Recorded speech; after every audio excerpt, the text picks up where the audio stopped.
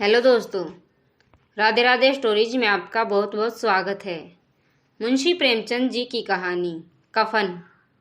चोपड़े के द्वार पर बाप और बेटा दोनों एक बुझे हुए अलाव के सामने चुपचाप बैठे हुए थे और अंदर बेटे की जवान बीवी बुधिया प्रसव वेदना में पछाड़ खा रही थी।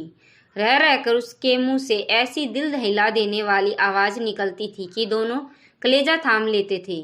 जाड़ों की रात थी, प्रकृति सन्नाटे में डूबी हुई। सारा गांव अंधकार में लय हो गया था। दीसू ने कहा, मालूम होता है बचेगी नहीं, सारा दिन दौड़ते हो गया, जा देख तो आ। माधव चिढ़कर बोला, मरना ही तो है, जल्दी क्यों नहीं मर जाती, देख कर क्या करूं।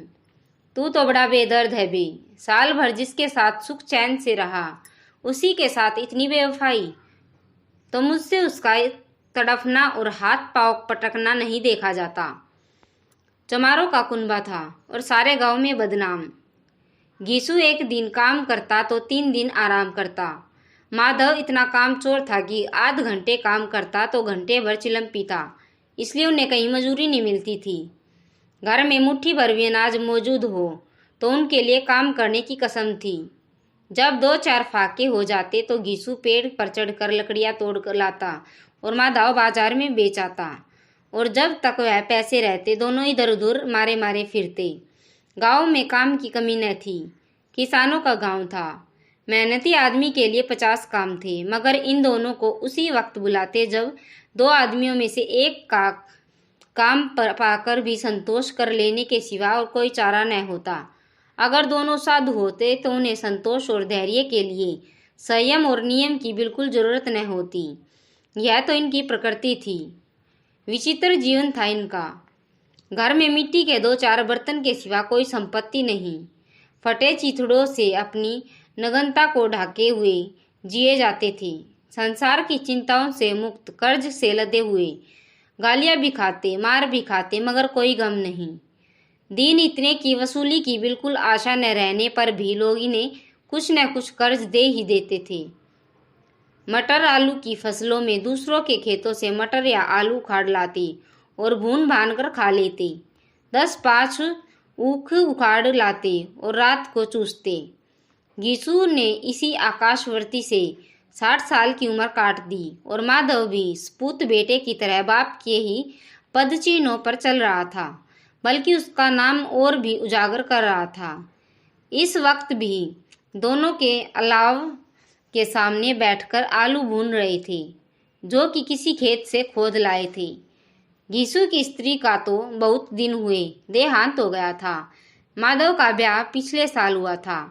जब से यह औरत आई थी, उसने इस खानदान में व्यवस्था की नींव डाली थी और इन दोनों बेगैरतों को दो जख भरती रहती थी। जब से वह आई, यह दोनों भी आराम मतलब हो गए थे, बल्कि कुछ अकड़ने भी लगे थे। कोई कार्य करने को बुलाता तो निब्याज भाव से 2 गुनी मजूरी मांगते। वही औरत आज प्रसव वेदना से मर रही थी और यह दोनों इसी इंतजार में थे कि वह मर जाए तो आराम से सोए। घीसू ने आलू निकालकर छीलते हुए कहा, जाकर देख तो क्या दशा है उसकी, चुड़ैल का फिसाद होगा और क्या। यहाँ तो ओझा भी 1 रुपया मांगता है। माधव को भय था कि वह कोठरी में गया तो घीसू आलूओं का बड़ा भाग साफ कर देगा। बोला, मुझे वहां जाते डर लगता है। डर किस बात का है, मैं तो यहाँ हूँ, तो तुम ही जाकर देखो न। मेरी औरत जब मरी थी तो मैं 3 दिन तक उसके पास से हिला नहीं था, और फिर मुझसे लजाएगी की नहीं। जिसका कभी मुंह नहीं देखा, आज उसका उघड़ा हुआ बदन देखूं, उसे तन की सुध भी न होगी। मुझे देख लेगी तो खुलकर हाथ पांव भी न पटक सकेगी। मैं सोचता हूँ कोई बाल बच्चा हुआ तो क्या होगा। सोठ, गुड़, तेल कुछ भी तो नहीं है घर में, सब कुछ आ जाएगा, भगवान दे तो। जो लोग अभी 1 पैसा नहीं दे रहे हैं, वे कल ही बुलाकर रुपए देंगे। मेरे 9 लड़के हुए, घर में कुछ भी न था, मगर भगवान ने किसी न किसी तरह बेड़ा पार लगाया।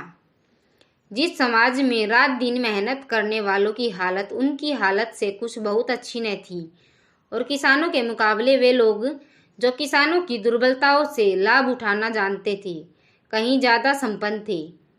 वहाँ इस तरह की मनोवृत्ति का पैदा हो जाना कोई अचरज की बात न थी। हम तो कहेंगे घीसू किसानों से कहीं ज़्यादा विचारवान था और किसानों के विचार शून्य समूह में शामिल होने के बदले बैठकबाजों की कुत्सित मंडली में जा मिला था। हाँ, उनमें यह शक्ति न थी कि बैठकबाजों के नियम और नीति का पालन करता। इसलिए जहाँ उसकी मंडली के और लोग गांव के सरगना और मुखिया बने हुए थे, उस पर सारा गांव उंगली उठाता था। फिर भी उसे यह तस्कीन तो थी कि अगर वह फटेहाल है तो कम से कम उसे किसानों की सी जी तोड़ मेहनत तो नहीं करनी पड़ती, और उसकी सरलता और निहिता से दूसरे लोग बेजा फायदा तो नहीं उठाते। दोनों आलू निकाल कर जलते जलते खाने लगे। कल से कुछ नहीं खाया था, इतना सब्र न था कि उन्हें ठंडा हो जाने दें। कई बार दोनों की जुबानें जल गई। छिल जाने पर आलू का बाहरी हिस्सा बहुत ज़्यादा गर्म मालूम न होता था, लेकिन दांतों के तले पड़ते ही अंदर का हिस्सा जबान, हलक और तालू को जला देता था। और उस अंगारे को मुंह में रखने से ज़्यादा खैरियत इसी में थी कि वह अंदर पहुंच जाए। वहाँ उसे ठंडा करने के लिए काफ़ी सामान थे, इसलिए दोनों जल्दी जल्दी निकल जाते। हालांकि इस कोशिश में उनकी आंखों से आंसू निकल आते। गीसू को उस वक्त ठाकुर की बारात याद आई जिसमें 20 साल पहले वह गया था। उस दावत में जो तृप्ति मिली थी वह उसके जीवन में एक याद रखने लायक बात थी, और आज भी उसकी याद ताज़ा थी। बोला, वह बोझ नहीं भूलता। तब से फिर उस तरह का खाना और भरपेट नहीं मिला। लड़की वालों ने सबको भरपेट पूड़ियाँ खिलाई थी। सबको, छोटे बड़े, सब ने पूड़ियाँ खाई, और असली घी की चटनी, रायता, 3 तरह के सूखे साग, एक रेशेदार तरकारी, दही, चटनी, रायता। अब क्या बताऊं कि उस भोज में क्या स्वाद मिला। कोई रोक टोक नहीं थी। जो चीज़ चाहो मांगो, जितना चाहो खाओ। लोगों ने ऐसा खाया कि किसी से पानी न पिया गया, मगर परोसने वाले हैं कि पत्तल में गरम गरम गोल गोल सुवासित कचौड़ियाँ डाल देते हैं। मना करते हैं कि नहीं चाहिए, पत्तल पर हाथ से रोके हुए हैं, मगर वह है कि दिए जाते हैं। और जब सब ने मुँह धो लिया तो पान इलायची भी मिली, मगर मुझे पान लेने की कहाँ सुध थी। खड़ा हुआ न जाता था। चटपट जाकर अपने कंबल पर लेट गया। ऐसा दिल दरियाव था वह ठाकुर। माधव ने इन पदार्थों का मन ही मन मजा लेते हुए कहा, अब हमें कोई ऐसा बोझ नहीं खिलाता। अब कोई क्या खिलाएगा, वह जमाना दूसरा था। अब तो सबको किफ़ायती सूझती है। शादी ब्याह में मत खर्च करो, क्रियाक्रम में मत खर्च करो। पूछो गरीबों का माल बटोर बटोर कर कहाँ रखेंगे। बटोरने में तो कमी नहीं है, हाँ, खर्च में किफ़ायत सूझती है। तुमने 20 पूरियाँ खाई होंगी, 20 से ज़्यादा खाई थी। मैं 50 खा जाता। 50 से कम मैंने न खाई होगी। अच्छा पट्टा था, तू तो मेरा आधा भी नहीं है। आलू खाकर दोनों ने पानी पिया और वहीं अलाव के सामने अपनी धोतियाँ ओढ़कर पाँव पेट में डालो सो रहे, जैसे 2 बड़े बड़े अजगर डुगुलियाँ मारे पड़े हों और बुधिया अभी तक करहरा रही है। सवेरे माधव ने कोठरी में जाकर देखा तो उसकी स्त्री ठंडी हो गई थी। उसके मुंह पर मक्खियाँ भिनक रही थी। पथराई हुई आंखें ऊपर टंगी हुई थी। सारी देह धूल से लथपथ हो रही थी। उसके पेट में बच्चा मर गया था। माधव भागा हुआ गीसू के पास आया।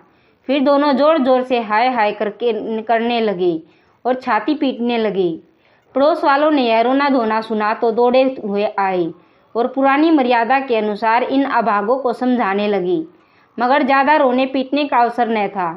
कफन और लकड़ी की फिक्र करनी थी, पर घर में तो पैसा इस तरह गायब था जैसे चील के घोंसले में मांस। बाप बेटे रोते हुए गांव के जमींदार के पास गए। वह इन दोनों की सूरत से नफरत करते थे। कई बार इन्हें अपने हाथों से पीट चुके थे चोरी करने के लिए।